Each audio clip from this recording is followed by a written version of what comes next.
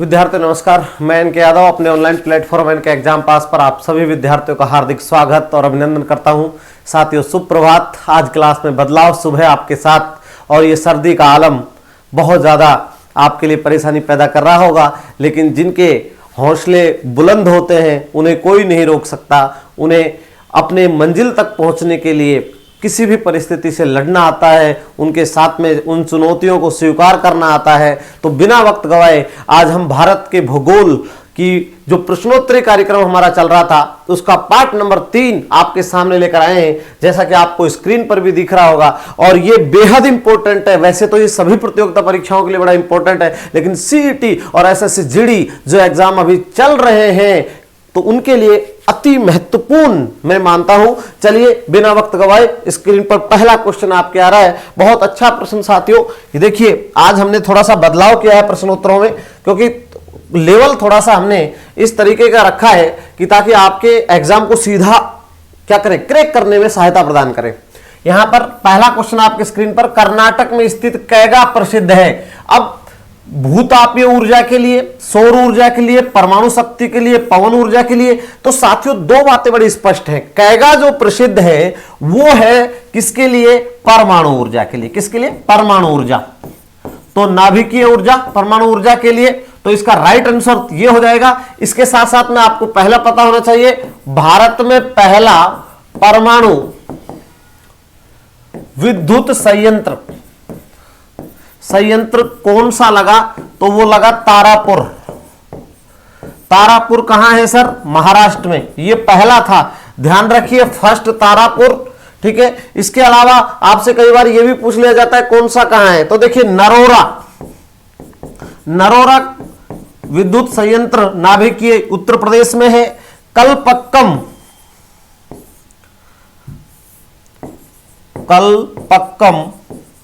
साथियों ये तमिलनाडु में है। ठीक है। एक काकरापार है, काकरापार ये गुजरात में है, गुजरात।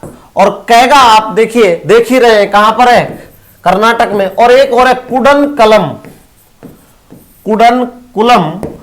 और कुडनकुलम कहां पर है? तमिलनाडु में। हमारे राजस्थान में भी एक है जिसे आप जानते होंगे, रावत भाटा। तो रावत भाटा कहां पर है? राजस्थान में है। ठीक है, बहुत इंपॉर्टेंट है। आपको अब सारे याद हो गए होंगे। नरेरा उत्तर प्रदेश के अंदर है, कैगा जो है वो कर्नाटक के अंदर है। भारत का पहला परमाणु विद्युत संयंत्र तारापुर महाराष्ट्र में लगेगा। सीधा बढ़ते हैं आगे, क्वेश्चन नंबर 2। यहां पर देखिए 2 नंबर, हिमाचल प्रदेश में मणिकर्ण जाना जाता है। तो देखिए मणिकर्ण किसके लिए जाना जाता है, ये बड़ा इंपॉर्टेंट है।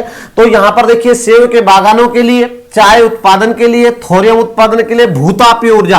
तो साथियों इसका राइट आंसर हो जाएगा भूतापीय ऊर्जा के लिए इसको जाना जाता है। और दूसरी बात यहां पर ध्यान रखिए, भारत में कई भूतापीय ऊर्जा के केंद्र हैं जो अक्सर परीक्षाओं में आपसे पूछे जाते हैं। मणिकर्ण हिमाचल प्रदेश में है। आपने पूंगा घाटी का नाम सुना होगा, ये बहुत ज्यादा परीक्षा के लिए महत्वपूर्ण हो जाती है। तो ये कहां पर है? लद्दाख में है। आपने तातापानी का नाम सुना होगा, ये छत्तीसगढ़ में है, छत्तीसगढ़।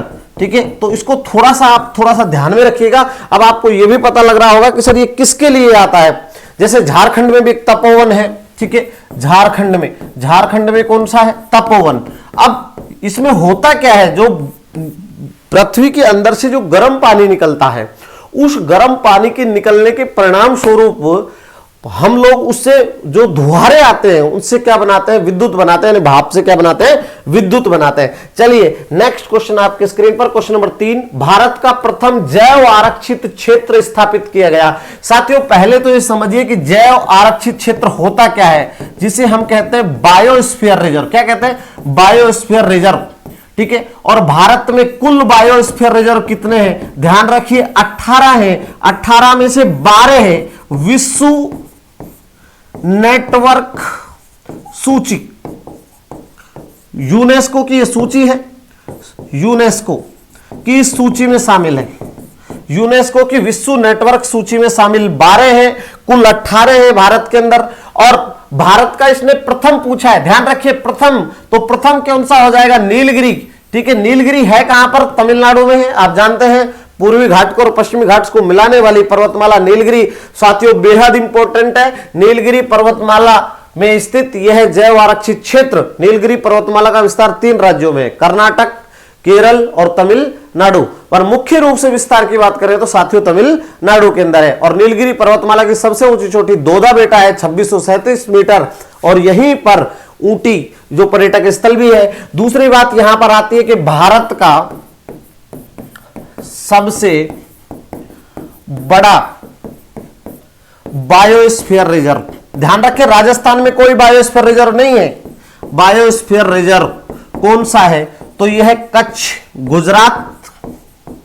तो फिर मन में प्रश्न भी चल रहा होगा कि सर सबसे छोटा कौन सा है? तो सबसे छोटा साथियों यहां पर जो हो जाएगा वो है डिब्रूगढ़। ध्यान रखिए डिब्रूगढ़ सिखोवा, ठीक है, सिखोवा ये है यहां पर। और ये बायोस्फीयर रिजर्व की स्थापना, ये थोड़ा सा और ध्यान रखना है, जिस कार्यक्रम के तहत की गई वो है मैब। और मैब कब प्रारंभ हुआ? 1971 में। मैब का मतलब क्या होता है? मैन एंड बायोस्फीयर, ठीक है। उसके तहत इन बायोस्फीयर के रिजर्व की स्थापना की गई। कुल 18 है, 12 यूनेस्को के विश्व नेटवर्क सूची में शामिल है साथियों। सबसे बड़ा यहां पर कच्छ गुजरात है, पहला नीलगिरी, और सबसे छोटा डिब्रूगढ़ सिखोवा है जो कहां पर है? आसाम के अंदर है। नेक्स्ट क्वेश्चन के आपके स्क्रीन पर आ रहा है, यहां पर देखिए राष्ट्रीय चावल अनुसंधान केंद्र अवस्थित है। जल्दी से बताइए राष्ट्रीय चावल अनुसंधान केंद्र कहां पर है? तो राष्ट्रीय चावल अनुसंधान केंद्र बहुत इंपॉर्टेंट, मिदनापुर, नई, कटक, चेन्नई और पानीपत, बिल्कुल कटक के अंदर है। कटक की उड़ीसा, कटक कहां पर है? उड़ीसा। ये एक इंपॉर्टेंट है। इसके साथ में यहां पर आपको यह भी पता होना चाहिए सर्वाधिक चावल का उत्पादन भारत में कौन करता है? चावल का उत्पादन, तो सर्वाधिक चावल का उत्पादन करने वाला राज्य कौन सा हो जाएगा? पश्चिम बंगाल, पश्चिम बंगाल हो जाएगा। और दूसरा कौन सा है? यूपी है, ठीक है। तो पहला पश्चिम बंगाल और दूसरा कौन सा है? यूपी, ठीक है। चावल का कटोरा किस नदी को कहते हैं? तो कावेरी नदी को कहते हैं। नेक्स्ट क्वेश्चन आपके स्क्रीन पर क्वेश्चन नंबर 5 आ रहा है साथियों, बहुत इंपॉर्टेंट क्वेश्चन है। निम्नलिखित युग्मों में से कौन सा सुमेलित नहीं है? अब आपको नहीं बताना है, ये इंपॉर्टेंट सवाल है। राउरकेला, तो इसके लिए मैंने सूत्र, ये इधर तो इस्पात संयंत्र दिए हुए हैं और दूसरी तरफ तकनीकी सहायता किन देशों से ली गई है वो बड़ा स्पष्ट है, ठीक है। तो इसके लिए तो मैंने आरजे सूत्र बना रखा है। राउरकेला जर्मनी बिल्कुल सही है, भिलाई ये भी बिल्कुल सही है, सोवियत संघ। दुर्गापुर डीबी यानी ब्रिटेन, यूनाइटेड किंगडम, यस ये ब्रिटेन भी हो सकता है इसका मतलब, ठीक है। यहां पर आप यूके का मतलब ब्रिटेन ही होता है, तो ये ब्रिटेन मैं लिख देता हूं क्योंकि कई बच्चे ऐसे हैं जिनको पता नहीं है। बोकारो, तो यहां पर लिखा है संयुक्त राज्य अमेरिका। नहीं नहीं, ये बोकारो जो है वो ब्रिटेन की सहायता से था, तो ये गलत है। ये यूएसए की सहायता से, ये वाला पॉइंट यहां पर गलत है क्योंकि यहां तो ये बिल्कुल यहां ब्रिटेन आना चाहिए, बहुत इंपॉर्टेंट है। यस ये राइट हो जाएगा। कौन सा? ये सुमेलित नहीं है, बोकारो सुमेलित नहीं है। नेक्स्ट देखिए यहां पर भारत में यूरेनियम की सबसे बड़ी खान जादूगोंडा अवस्थित है। जल्दी से बताइए क्या है जादूगोंडा? तो जादूगोंडा कहां पर है? झारखंड में, उड़ीसा में, आंध्र प्रदेश में, केरल में। राइट आंसर हो जाएगा झारखंड। झारखंड में एक जिला है जिसका नाम है सिंह भूमि, और सिंह भूमि जिले के अंदर ये आती है। तो यहां पर ज्यादा टाइम लगाने की कोई आवश्यकता नहीं है। नेक्स्ट क्वेश्चन आपके स्क्रीन पर क्वेश्चन नंबर 7। यहां ये बात जरूर देखिए, यहां से ध्यान से देख लीजिएगा। भारत में यूरेनियम, वैसे तो भारत में यूरेनियम की कमी है साथियों, लेकिन फिर भी झारखंड राज्य भारत में सबसे ज्यादा यूरेनियम का उत्पादन करता है। और दुनिया में यूएसए, ऑस्ट्रेलिया, ये जो राष्ट्र हैं ये यूरेनियम के बड़े भंडार हैं। नेक्स्ट क्वेश्चन यहां पर 7 नंबर, रामसर कन्वेंशन निम्नलिखित में से किससे संबंधित है? पहले तो समझिए, आपने रामसर साइट का नाम सुना होगा, और जब रामसर साइट का नाम सुना होगा या फिर आपने आर्द्र भूमि का नाम तो सुना होगा। आर्द्र भूमि, वेटलैंड जिसे कहते हैं, इन्हीं वेटलैंड कहते हैं, और इन्हीं क्या कहते हैं? नम भूमि कहते हैं। अब साथियों यहां पर देखिए किससे? ओजोन क्षरण, मरुस्थलीकरण, आर्द्र भूमि, ग्रीन हाउस। तो राइट आंसर क्या हो जाएगा? आर्द्र भूमि। ये तो इसका उत्तर हो गया, लेकिन आपको पता होना चाहिए कि 2 फैब 1971 में, 2 फैब 1971 में होता क्या है? एक शहर है रामसर, और रामसर शहर कहां पर है? ईरान में, जहां पर एक कन्वेंशन होता है किसके लिए? आर्द्र भूमि संरक्षण के लिए। और वो कन्वेंशन जब होता है साथियों तो बहुत इंपॉर्टेंट हो जाता है वो कन्वेंशन। उसमें बड़ा दरअसल होता क्या है कि इसके अंदर आर्द्र भूमियों को संरक्षण के लिए सब लोग एक संधि करते हैं। हालांकि भारत ने 1971 में इसके ऊपर हस्ताक्षर नहीं किए। अब भारत में, यहां पर एक चीज और ध्यान रखिए, भारत में कुल आर्द्र भूमि, कुल आर्द्र भूमि कितनी है? तो भारत में कुल आर्द्र भूमि 75, कितनी है? 75 है। राजस्थान में कितनी है? 2 है, सांभर और दूसरी कौन सी? केवलादेव। भरतपुर, सांभर, जयपुर। भारत में 75 और भारत में सबसे बड़ी आर्द्र भूमि कौन सी है? तो सुंदरवन डेल्टा, पश्चिम बंगाल। इसके साथ में आप एक चीज और भी यहां पर ध्यान रखिएगा, बड़ा इंपॉर्टेंट हो जाता है साथियों, कि इन आर्द्र भूमि को पृथ्वी की किडनी कहा जाता है। क्या कहा जाता है? आर्द्र भूमि को क्या कहा जाता है? पृथ्वी की किडनी। पृथ्वी की किडनी कहा जाता है। ध्यान से देख लीजिएगा, क्वेश्चन छप कर आएंगे। नेक्स्ट क्वेश्चन आपके स्क्रीन पर, यहां पर देखिए 8 नंबर, तुलबुल परियोजना निम्नलिखित में से किस नदी पर है? बहुत इंपॉर्टेंट हो जाता है, बहुत इंपॉर्टेंट। तुलबुल परियोजना रावी पर, चेनाब पर, झेलम पर, व्यास पर। तो राइट आंसर सीधा फैक्चुअल क्वेश्चन है, कौन सा है? झेलम। नेक्स्ट क्वेश्चन यहां पर 9 नंबर आ रहा है, अप्रैल मई में नार्वेस्टर से वर्षा होती है तमिलनाडु में, पश्चिम बंगाल में, गोवा में, हिमाचल प्रदेश में। देखिए एक चीज समझिए साथियों, इसका राइट आंसर जो है वो पश्चिम बंगाल है। प्री मानसून से जब बारिश होती है हिंदुस्तान में, अगर मैं पूरे ही भारत की बात कर लूं विद्यार्थियों, तो यहां पर देखिए ये साउथ है और ये यहां पर ये वेस्ट बंगाल है, इधर उड़ीसा है, ये उड़ीसा। मैं थोड़ा सा इसको कलर चेंज कर देता हूं, आप यहां पर देख पाएंगे ये पश्चिम बंगाल है और ये झारखंड है।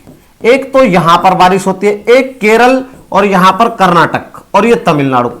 तमिलनाडु, केरल और यहां पर कर्नाटक। जहां तक राजस्थान का सवाल है, ये राजस्थान। अब प्री मानसून से होने वाली बारिश को अलग अलग नामों से जाना जाता है। जैसे राजस्थान में प्री मानसून से जो बारिश होती है उसे आप खूब अच्छे से जानते हैं, क्या कहते हैं? दोंगड़ा कहते हैं। क्या कहते हैं? दोंगड़ा।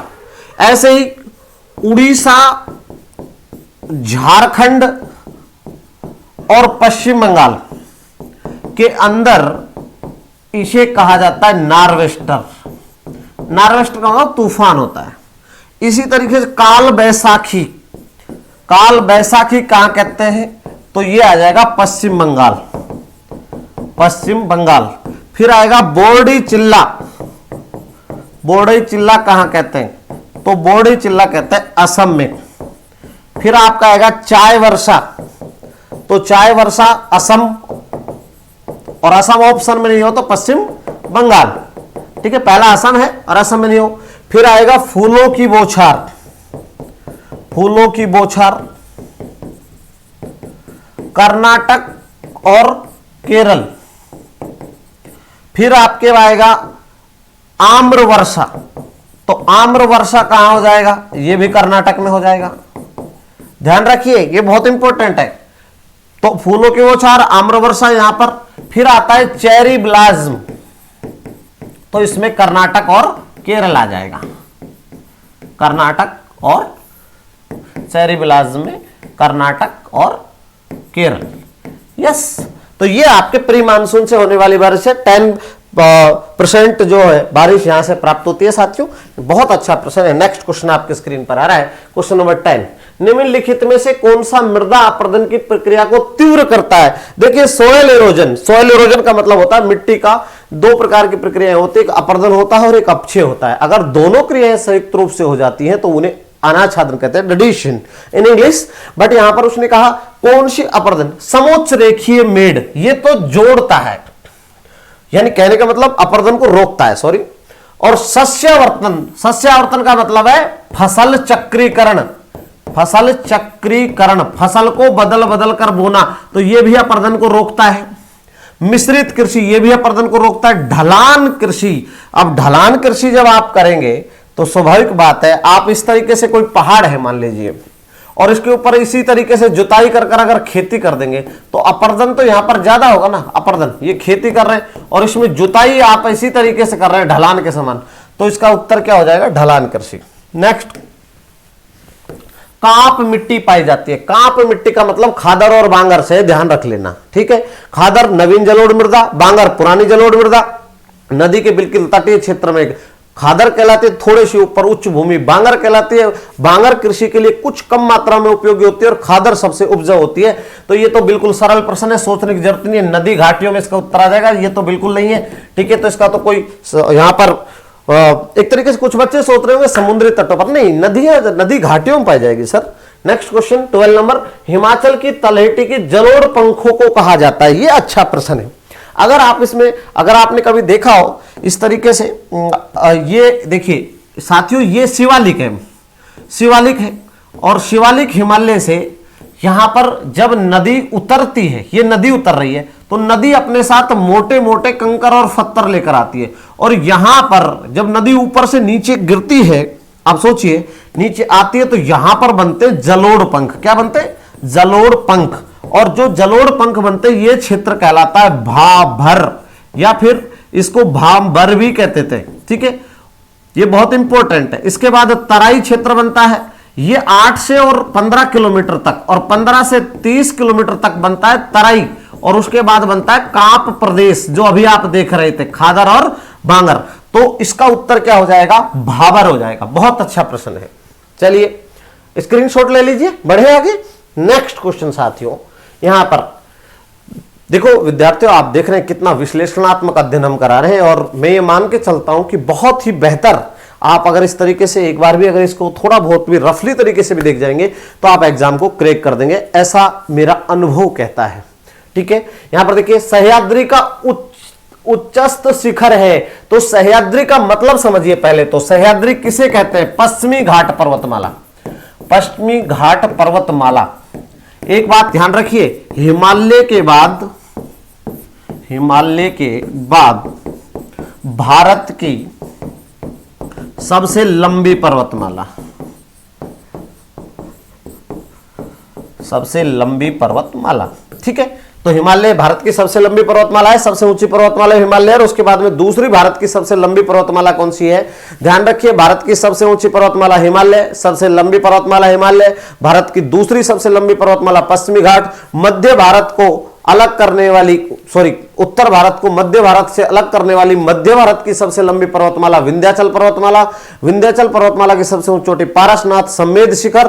ठीक है, 1360 के समथिंग है। उत्तर भारत को दक्षिण भारत से अलग करता है। यही नहीं, अगर आप थोड़ा सा देखेंगे तो उत्तरी नदी तंत्र को दक्षिणी नदी तंत्र से भी अलग करता है। कौन सा पर्वत? विंध्याचल पर्वतमाला। ठीक है, तो एक बात और बड़ी स्पष्ट रूप से समझ लीजिए, मध्य भारत की सबसे ऊंची चोटी कौन सी होगी? तो मध्य भारत की सबसे ऊंची चोटी आपकी गुरु शिखर, जिसे आप कहते हैं 1722। उत्तर भारत की अगर केटू गोडविन ऑस्टन में है तो वो करना ही है।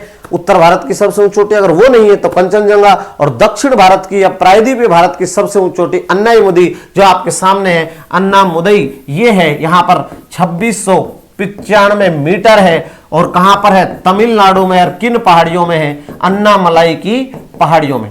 अन्नामलाई की पहाड़ियां साथियों, अन्नामलाई की पहाड़ियां कहां पर है? तो अन्नामलाई की पहाड़ियां तमिलनाडु में। ठीक है, अच्छा प्रश्न है।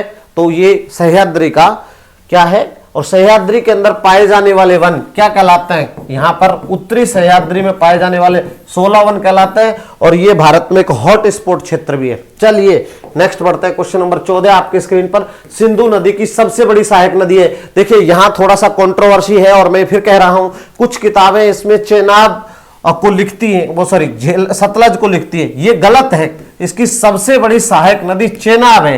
ध्यान रखिए, चेनाब के अंदर मिलती है कौन सी? सतलज। और ये चेनाब है, और यहां से आ रही है ये सिंधु। तो यहां पर बड़ा सवाल ये है एक्चुअल में कि जो इसकी सबसे बड़ी सहायक नदी में चेनाब बता रहा हूं, हो सकता है आपने सतलज पढ़ा हो, तो ये कंट्रोवर्सी है, लेकिन इसका राइट आंसर चेनाब है, no doubt. Next question 15 number, Dhupgarh चोटी स्थित है। बहुत अच्छा प्रश्न। देखिए एक बात बड़ा स्पष्ट हो जानी चाहिए, यह सतपुड़ा पर्वतमाला है, और सतपुड़ा पर्वतमाला 900 किलोमीटर लंबी है।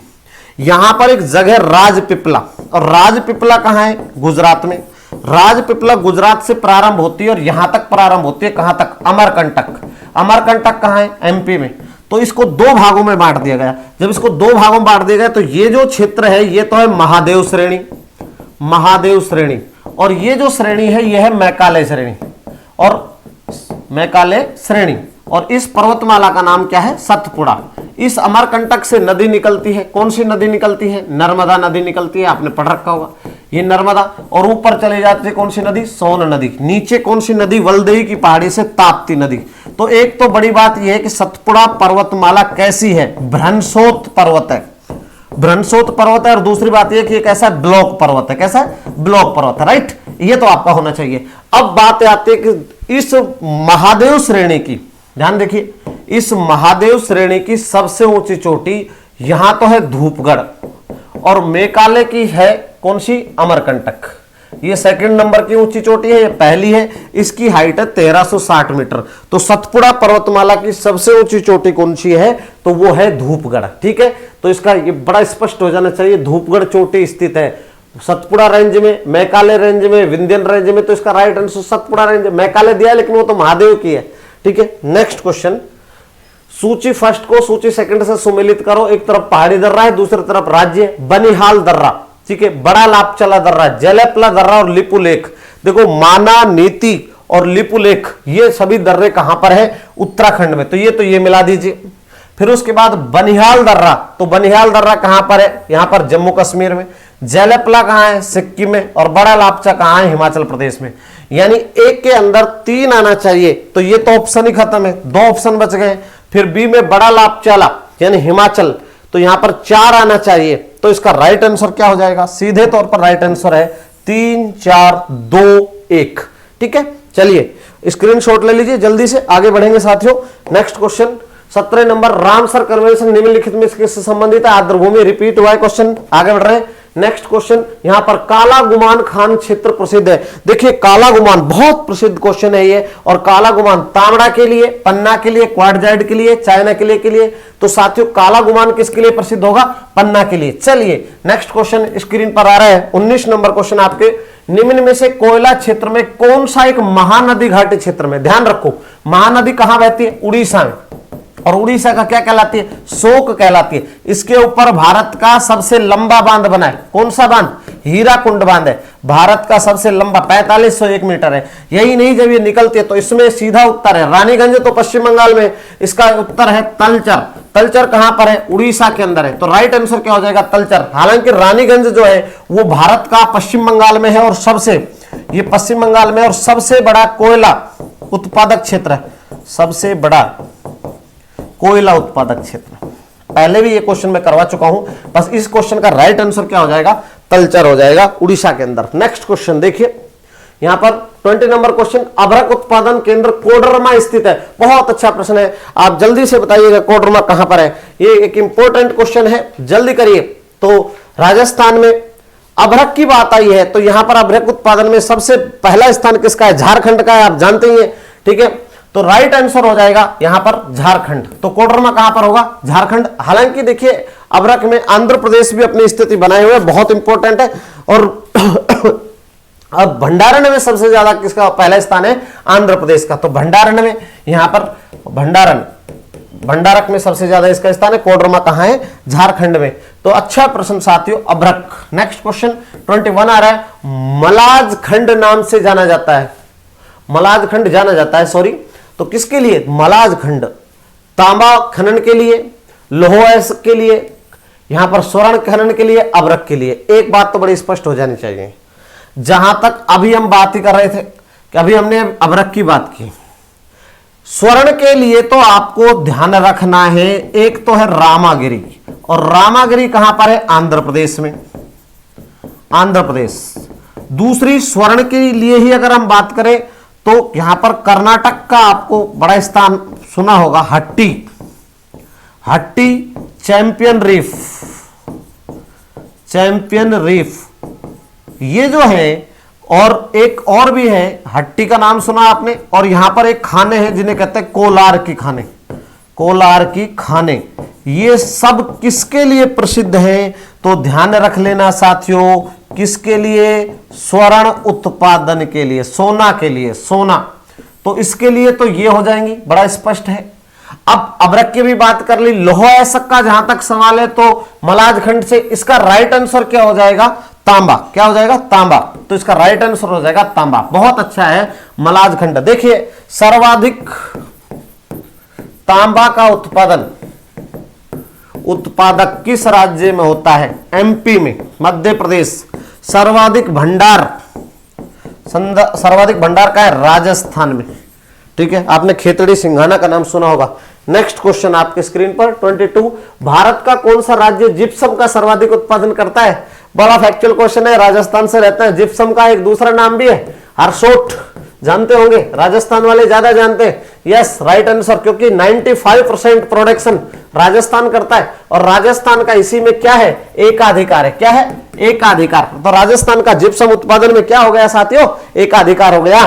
चलिए नेक्स्ट क्वेश्चन 23, भारतीय क्षेत्र दक्षिणी पश्चिमी मानसून की वापसी तिथि है। वेरी गुड, बहुत अच्छा प्रश्न है। यहां से आपको बताना है कि भारतीय, देखिए मैं थोड़ा सा आपको इसको एक चित्र के माध्यम से भी समझाना चाहता हूं साथियों, ये क्योंकि यहाँ कंट्रोवर्सी होती है, कई लोगों ने इसको अलग तरीके से समझा रखा है और कोई सोचता है कि इसका उत्तर क्या है, बच्चे बेचारे भ्रमित रहते हैं। फिर भी मैं कोशिश कर रहा हूं आपके लिए। ये लीजिए, एक मिनट,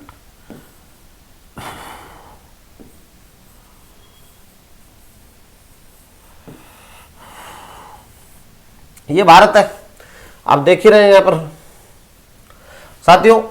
यहां से मानसून, ये राजस्थान वाला जो पार्ट है, लौटते हुए मानसून की पूछा है उसने। तो यहां से वापस से जो मानसून ऐसे लौटेगा और जब मानसून लौटेगा यहां से, तो 1 से और 5 सितंबर, तो इसमें क्या है कि इसमें ऑप्शन दरअसल ये भी सही है और ये भी सही है, दोनों में से। हालांकि 1 से 5 सितंबर को जो है वो इसके चूज कर रहे हैं, कुछ किताबें 15 सितंबर लिख रही, गलत है बिल्कुल। इसमें से, दोनों में से, क्योंकि एनसीईआरटी में साफ लिखा है। हालांकि इसका सबसे अच्छा उत्तर 1 सितंबर है एनसीईआरटी के अकॉर्डिंग, राइट। 1 सितंबर को मानसून लौटना प्रारंभ हो जाता है। तो NCERT the base of this questions solving. और यहां पर देखिए साथियों 24, वानिकी अनुसंधान संस्थान कहां है? वन अनुसंधान संस्थान, अच्छा प्रश्न है आपके लिए। जबलपुर, जोरहाट, देहरादून और बंगलोर। तो राइट आंसर हो जाएगा देहरादून। देखिए राष्ट्रीय वानिकी जो संस्थान है, वो अनुसंधान संस्थान, वो भी देहरादून में, और वन्यजीव संस्थान भी देहरादून में। एक बात और ध्यान रखिए, वन्यजीव संस्थान, तो वन्यजीव संस्थान भी कहां पर है? देहरादून में। यही नहीं साथियों, एक बड़ा इंपॉर्टेंट और है, वन्यजीव बोर्ड के अध्यक्ष कौन होते हैं? प्रधानमंत्री होते हैं। वन्यजीव बोर्ड के अध्यक्ष, वन्यजीव बोर्ड कब बना? 2003 में बना, ठीक है। वाइल्ड लाइफ एक्ट जब बना, पारित हुआ, कब हुआ? वाइल्ड लाइफ एक्ट 1972 में। वन्यजीव अधिनियम कब पारित हुआ है? अधिनियम 1972 में पारित हुआ, ध्यान रखिए, ठीक है। और बाघ परियोजना भारत में कब लागू हुई है? तो बाघ परियोजना 1 अप्रैल 1973 को, ठीक है, 1 अप्रैल 1973 को, ठीक है। बड़ा इंपॉर्टेंट है। नेक्स्ट क्वेश्चन आपके स्क्रीन पर आ रहा है 25, भारत में मैंग्रोव वन निम्नलिखित में से सर्वाधिक महत्वपूर्ण वृक्ष है। तो मैंग्रोव वनों को ज्वारी वन भी कहा जाता है, कई बार आ चुका है क्वेश्चन, इसलिए टाइम वेस्ट नहीं करेंगे। चलिए नेक्स्ट क्वेश्चन यहां पर सुमेलित कीजिए, सूची फर्स्ट को सूची सेकंड से करना है। एक तरफ अभ्यारण्य दिए हुए हैं, राष्ट्रीय उद्यान, और दूसरी तरफ क्या दिए हुए हैं? उनकी अवस्थिति वाले स्थान दिए हुए हैं। 9 क्रैक कहां है? मेघालय में, मानस असम में, काजीरंगा और मानस तो उसी में होते हैं। दिहांग और दिबांग ये तो ब्रह्मपुत्र के नाम है, अरुणाचल प्रदेश, और अगस्त्य मलाई केरल, क्योंकि यहां तो साइलेंट वैली भी है। शांत घाटी, ध्यान रखिए, शांत घाटी कहां है? शांत घाटी कहां पर है? केरल में है। इसे ही क्या कहते हैं? साइलेंट वैली कहते हैं, साइलेंट वैली। और साइलेंट वैली जो है साथियों बहुत इंपॉर्टेंट है, किसके लिए? जैव विविधता के लिए। यस, जैव विविधता के लिए। फूलों की घाटी उत्तराखंड में, चंबा घाटी हिमाचल प्रदेश में, चुंबी घाटी नेपाल, भूटान और चाइना। तो राइट आंसर आ गया इसका। आप बिल्कुल 9 क्रैक, यानी 3 जिसमें है, इसमें भी नहीं है, इसमें भी नहीं है, इसमें भी नहीं है। सीधा क्वेश्चन यहां से आपका ऑप्शन नंबर 2 राइट हो जाएगा। यहां से आप स्क्रीनशॉट ले लीजिए, आगे बढ़ रहे हैं। नेक्स्ट क्वेश्चन 27 नंबर, बहुत अच्छा प्रश्न। भारत में सबसे लंबी गैस पाइपलाइन, ठीक है, भारत की सबसे लंबी गैस पाइपलाइन, तो इसका याद रखने का सीधा उत्तर है HVJ, हजीरा विजयपुर और जगदीशपुर, विजयपुर और जगदीशपुर उत्तर प्रदेश में, हजीरा गुजरात में है, ठीक है। तो यहां से देखिए ये गुजरात से लेकर और वाया यूपी में गई है ये, और इससे हमारा राजस्थान का कोटा और सवाई माधोपुर ये भी सीधे तौर पर लाभान्वित होते हैं। ये है HVJ लाइन, और ये देश की सबसे लंबी क्या है? गैस पाइपलाइन है। चलिए नेक्स्ट क्वेश्चन यहां पर 28 नंबर आ रहा है, निम्नलिखित में से कौन सा संयंत्र की आदर्श अवस्थापना है जिस पर परिवहन लागत सबसे कम है? देखिए परिवहन का उद्योगों में बड़ा प्रभाव पड़ता है साथियों, बहुत इंपॉर्टेंट है। तो आपने अगर ज्योग्राफी कभी पढ़ी है तो वहां बेवर की थ्योरी आती है, ठीक है। तो यहां पर देखिए TISCO, Tata iron and steel company, इसको भद्रावती लौह इस्पात संयंत्र, तो भद्रावती कहां पर है? कर्नाटक में। कहां पर है? कर्नाटक में। ठीक है। राउरकेला, तो राउरकेला, और यहां पर इसको, तो जो टिस्को है वो आप जानते हैं यहां पर स्वर्ण रेखा नदी के किनारे है, और इसका उत्तर क्या हो जाएगा? टिस्को। वहां आसानी से ट्रांसपोर्ट कोलकाता और हल्दिया जो पोर्ट जो आप जानते हैं, तो वहां पर आसानी से उसको पहुंचाया जा सकता है, निर्यात भी किया जा सकता है। तो स्वर्ण रेखा जमशेदपुर में टिस्को, और आप जानते हैं स्वतंत्रता से पूर्व स्थापित संयंत्र कौन सा था? टिस्को था। और टिस्को की स्थापना कब हुई? 1907 में हुई, जमशेदजी टाटा द्वारा हुई। ठीक है। चलिए नेक्स्ट क्वेश्चन आपके स्क्रीन पर, यहां पर 29, तुलबुल परियोजना का संबंध किससे है? जल्दी से बता दीजिए। अच्छा प्रश्न है साथियों। 29 नंबर क्वेश्चन है, तुलबुल परियोजना। यहां पर देखिए रावी, यहां पर चेनाब, झेलम और व्यास, बहुत इंपॉर्टेंट प्रश्न। ठीक है। तो राइट आंसर तुलबुल का किसमें हो जाएगा? झेलम। चलिए तुलबुल परियोजना झेलम। नेक्स्ट क्वेश्चन आपके स्क्रीन पर 30 नंबर, निम्नलिखित में से कौन सा बंदरगाह भारत के पश्चिमी तट पर स्थित है? यहां तो थोड़ा सा आपको ध्यान में रखना होगा। पहली बात समझ लीजिए, ये आपका भारत का कौन सा तट है? पूर्वी तट है, और ये भारत का कौन सा पश्चिमी तट है? तो आप तूतीकोरन, तूतीकोरन तो ये तमिलनाडु, तो यहां पर है। यहां पर देखिएगा दूसरा दिया उसने चांदबाली, जवाहर, कराकल, तो सीधा उत्तर आ रहा है जेल पोर्ट। और जेल पोर्ट कहां पर है? महाराष्ट्र के अंदर है। महाराष्ट्र आधुनिक, सबसे आधुनिक बंदरगाह। ठीक है। और बहुत इंपॉर्टेंट भी है, नाहन सेवा के अंदर है, महाराष्ट्र के अंदर है, जवाहरलाल नेहरू। तो उसने पूछा पश्चिमी तट पर, उत्तर क्या हो जाएगा? तीसरा हो जाएगा। चलिए 3 number option right. Next question आपके स्क्रीन पर, ये देखिए बहुत अच्छा, परमाणु शक्ति संयंत्र नहीं है। अभी हमने बताया कलपक्कम, काकरापार कहां पर है? गुजरात में। कलपक्कम कहां है? तमिलनाडु में। रावत भाटा कहां है? राजस्थान में। ओबरा तो है ही नहीं, गलत है। ठीक है। तो ये नहीं है पूछा था, तो इसका राइट आंसर, टाइम वेस्ट नहीं करेंगे क्योंकि सीधी बात है। चलिए नेक्स्ट क्वेश्चन 32, भारत में पाए जाने वाला अधिकांश लौह धातु की किस्म है? चलिए बताइए कौन सा होगा? भारत में अधिकांश लौह धातु कौन सा होगा? जल्दी से बताइए स्क्रीन पर, बहुत इंपॉर्टेंट है। चलिए तो भारत में सबसे ज्यादा कौन सा पाया जाता है? हेमेटाइट। ठीक है। तो हेमेटाइट भारत के अंदर सबसे ज्यादा पाया जाता है। देखिए मैग्नेटाइट भी होता है, हेमेटाइट भी होता है, लियोनाइट, लिमोराइट भी होता है, और सिडेराइट भी होता है। बहुत अच्छा प्रश्न है साथियों। इसके साथ में आप ये भी ध्यान रखिएगा, भंडार सबसे ज्यादा कहां पर है? भंडार, तो भंडार सबसे ज्यादा किस राज्य में होंगे? कर्नाटक में होंगे। आपने नाथरा की पाल सुनी होगी, राजस्थान में। नाथरा की पाल कहां पर है? उदयपुर में है। जब उदयपुर में, ये लौह उत्पादन के लिए प्रसिद्ध है, राजस्थान। कहां पर? राजस्थान। तो फिर आपने मोरिजा भी सुना होगा, मोरिजा कहां है? तो मोरिजा कहां पर है? जयपुर में। ध्यान रखिए, अच्छा प्रश्न है, बेहद इंपॉर्टेंट है, परीक्षा के लिए बड़ा इंपॉर्टेंट है। ठीक है। तो भंडार में कर्नाटक, और उत्पादन में कौन हो जाएगा? भारत में सर्वाधिक उत्पादन कौन करता है? उड़ीसा। उत्पादन सर्वाधिक उड़ीसा। चलिए नेक्स्ट क्वेश्चन आपके स्क्रीन पर आ रहा है, यहां पर देखिए 33, भारत के स्थलाकृतिक मानचित्र किस संगठन द्वारा बनाए जाते हैं? यानी यहां पर भारत की जो स्थलाकृति के मानचित्र हैं वो किसके द्वारा बनाए जाते हैं? तो भारतीय भूवैज्ञानिक सर्वेक्षण, भारतीय सर्वेक्षण, भारतीय भौगोलिक सर्वेक्षण, उपरोक्त में से कोई नहीं। तो साथियों इसका राइट आंसर हो जाएगा भारतीय सर्वेक्षण विभाग। तो भारतीय सर्वेक्षण विभाग है। ठीक है। बड़ा इंपॉर्टेंट है, और 1667 के अंदर इसकी क्या हुई? स्थापना हुई। स्थापना। ठीक है। बड़ा इंपॉर्टेंट है। Sorry 1767, sorry. ठीक है। 1767 ईस्वी में इसकी क्या हुई? स्थापना। सॉरी भाई, एक सन का थोड़ा मिस हो गया। आगे देखिए 34, खारदुंगला पर्वतीय दर्रा किस राज्य में स्थित है? तो खारदुंगला सीधे तौर पर जम्मू कश्मीर। अभी खारदुंगला का पार्ट लद्दाख में चला गया है, और लद्दाख पर्वत श्रेणी में है। एक बात ध्यान रखिएगा, भारत का सबसे ऊंचा मोटरेबल दर्रा यही हुआ करता था। भारत का, ये थोड़ा सा बदलाव है, करंट का क्वेश्चन है। भारत का सबसे ऊंचाई पर स्थित, और भारत का ही नहीं अभी तो दुनिया का, दुनिया भी लिख देता हूं, दुनिया या विश्व या भारत का सबसे ऊंचाई पर स्थित मोटरेबल ऑब्लिक यांत्रिक दर्रा अब बन गया है उमियांग। कौन सा? उमियांग दर्रा। और पहले हुआ करता था खारदुंगला। खारदुंगला। और दोनों ही कहां पर है? दोनों ही लद्दाख के अंदर है। तो पहला ये दूसरा है, अब दूसरे नंबर पर हो गया, और पहले नंबर पर कौन हो गया? उमियांग दर्रा। ठीक है साथियों, चलिए नेक्स्ट क्वेश्चन आपके स्क्रीन पर। भारत में किस राज्य द्वारा रबड़ का उत्पादन सबसे अधिक किया जाता है? तो असम, केरल, तमिलनाडु, कर्नाटक। रबड़ केरल, और दुनिया में थाईलैंड का भी बड़ा नाम है।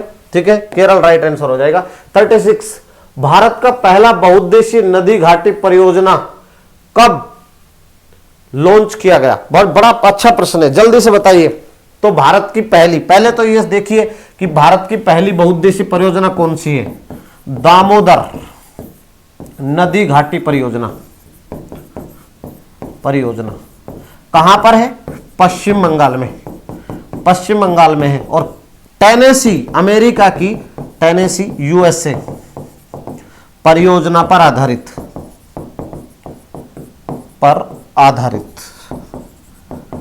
और ये कब स्थापित हुई? 1948 में। ठीक है, अच्छा प्रश्न है। 1948 में, बड़ा इंपॉर्टेंट है। चलिए, 7 जुलाई 1948 की बात है। नेक्स्ट क्वेश्चन, भारत सरकार ने पहली बार राष्ट्रीय वन नीति कब जारी की? बहुत अच्छा प्रश्न। वन नीति भारत ने सबसे पहले कब? तो वन नीति भारत के अंदर देखिए 1952 वन नीति के तहत 33% भूभाग पर क्या होने चाहिए? वन होने चाहिए। हालांकि 1894 ईस्वी में ही अंग्रेजों के शासनकाल में इसके ऊपर बात हो गई थी में वन नीति की पहल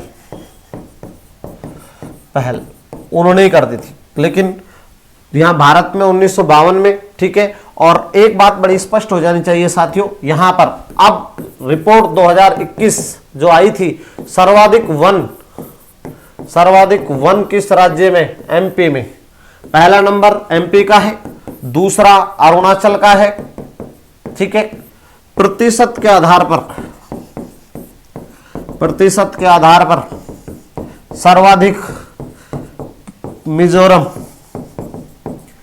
मिजोरम, सबसे कम वन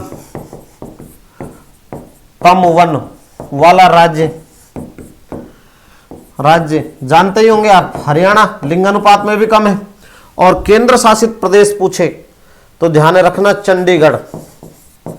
चंडीगढ़ सबसे कम वन रखता है, सबसे कम वन चंडीगढ़। ठीक है, राज्य पूछे तो हरियाणा। ठीक है, अच्छा प्रश्न है साथियों, अगर ये पूछे तो चलिए आगे बढ़ रहे हैं, बड़ा इंपॉर्टेंट है। नेक्स्ट क्वेश्चन, चलिए यहां पर 38, वेरी गुड। चमेरा बांध राज्य अथवा केंद्र शासित प्रदेश में स्थित है। चमेरा बांध पूछ लिया है। चमेरा बांध किसके ऊपर है? देखिए बहुत अच्छा है, डलहौजी से 35 किलोमीटर दूर है। डलहौजी, अब आप समझ गए होंगे कहां है। डलहौजी से 35 किलोमीटर दूर किस नदी के ऊपर है? तो रावी नदी के ऊपर। इसका मतलब साफ है, पुडुचेरी, उत्तर प्रदेश, झारखंड, इनका रावी नदी से कोई संबंध ही नहीं है। तो राइट आंसर हो जाएगा हिमाचल प्रदेश। चलिए राइट आंसर क्या हो जाएगा? हिमाचल प्रदेश। नेक्स्ट क्वेश्चन आपके स्क्रीन पर 39, अलमट्टी बांध किस राज्य में स्थित है? साथियों अलमट्टी बांध आप जानते हैं ये भारत है। यहां पर महाबलेश्वरम है, महाराष्ट्र में, महाबलेश्वरम। ठीक है, MH महाराष्ट्र में। और यहां से एक नदी निकलती है जो कर्नाटक से बहती हुई अपना जल कहां गिरा देती है? बंगाल की खाड़ी में। तो इस नदी का नाम है कृष्णा नदी। ठीक है, और कृष्णा नदी पर कर्नाटक के अंदर एक बांध बना हुआ है, कर्नाटक के अंदर एक बांध बना हुआ है जिसका नाम है अलमट्टी बांध। ठीक है, तो अलमट्टी बांध कहां पर है? कर्नाटक में। चलिए, अलमट्टी बांध कृष्णा नदी पर, कर्नाटक में। अच्छा प्रश्न है। नेक्स्ट क्वेश्चन, पेनगंगा किस नदी की सहायक नदी है? ध्यान रखो, पेनगंगा और वैनगंगा आ जाए, पैनगंगा आ जाए, ये किसकी सहायक नदी है? तो ये सहायक नदी है किसकी? गोदावरी की। ठीक है, प्रायद्वीपीय भारत की सबसे बड़ी नदी है गोदावरी। ठीक है, बता चुके हैं कई बार। नेक्स्ट, दक्षिण भारत की सबसे बड़ी नदी भी गोदावरी है। ठीक है, और दक्षिण भारत की भी मान के चलता हूं कि अरब सागर में गिरने वाली सबसे बड़ी नदी नर्मदा है। गलती नहीं करनी है। नर्मदा और ताप्ती डेल्टा का निर्माण नहीं करती है, एस्चुरी का निर्माण करती है। गोदावरी दक्षिण की गंगा भी कहा जाता है और गोदावरी को बूढ़ी गंगा भी कहा जाता है। ये देखिए, गोदावरी को यहां पर बूढ़ी गंगा भी कहा जाता है। बूढ़ी गंगा दक्षिण भारत की गंगा, भारत की गंगा, ठीक है, क्लियर है। और दक्षिणतम भारत की गंगा किसे कहते हैं? दक्षिणतम भारत की गंगा। और धान का कटोरा, धान का कटोरा किसे कहते हैं? तो धान का कटोरा, मैं इसको ब्रैकेट में बंद कर देता हूं, किसको? कावेरी को कहते हैं। तो देख लेना, दोनों अलग अलग है, ब्रैकेट में बंद कर दिया मैंने। बूढ़ी गंगा किसे कहते हैं? गोदावरी को कहते हैं। चलिए नेक्स्ट क्वेश्चन 41, सिंधु नदी प्रवाह तंत्र 6 नदियों पर विचार कीजिए। बहुत अच्छा। देखिए साथियों, सिंधु नदी जल समझौता हुआ, और सिंधु नदी जल समझौता जब हुआ तो यहां पर था पाकिस्तान और इधर था भारत, ठीक है। कौन था? भारत और पाकिस्तान। इनके बीच में जो एक बैंक है जिसका नाम है वर्ल्ड बैंक, विश्व वर्ल्ड बैंक, यानी विश्व बैंक कह सकते हैं, वर्ल्ड बैंक से एक ही बात है। और विश्व बैंक क्या कर रहा था? मध्यस्थता कर रहा था, मध्यस्थता। अब क्या होता है, 1960 की बात है, सितंबर की, जब सिंधु जल समझौता हुआ था। इधर तो थे भारत की तरफ से जेएल नेहरू और उधर से अयूब साहब थे, अयूब साहब। समझौता हुआ। समझौता ये हुआ कि भारत जो ऊपर की नदी है उनका 20% उपयोग करेगा, बाकी 80% पाकिस्तान उपयोग करेगा। ऊपर की नदी का मतलब 6 नदियां हैं। सबसे ऊपर बहती है, आप जानते हैं कौन सी? सिंधु है। सिंधु के बाद में झेलम है और झेलम के बाद में चेनाब है, ठीक है। चेनाब ये तो इनका तो 20% भारत और 80% करेगा पाकिस्तान, ठीक है। तो इसमें तो कोई दिक्कत ही नहीं थी। ये 3 नदियां ऊपर की। अब बड़ा सवाल आता है यहां पर, इसमें थोड़ा बदलाव कर दिया बाद में। जो नीचे की नदियां हैं, एक नीचे रावी, दूसरी है व्यास और ये सतलज, यही तो सीक्वेंस है। अब इन नदियों का भारत पूर्णतः उपयोग कर सकेगा। तो फिर देख लो यहां पर सतलज, व्यास और रावी।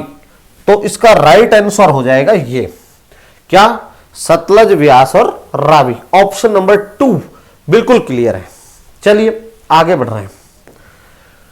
42 नंबर, बहुत अच्छा प्रश्न। यदि कोई समुद्री जहाज पश्चिमी तट में कांडला बंदरगाह से यात्रा शुरू करता है तो पूर्वी तट कोलकाता पहुंचने तक वह किन किन बंदरगाहों पोर्ट ब्लेयर के अतिरिक्त से होकर गुजरेगा? पूरी बात पूछ ली। चलिए ये देखिए, अब इसको थोड़ा सा अपने को देखना पड़ेगा साथियों।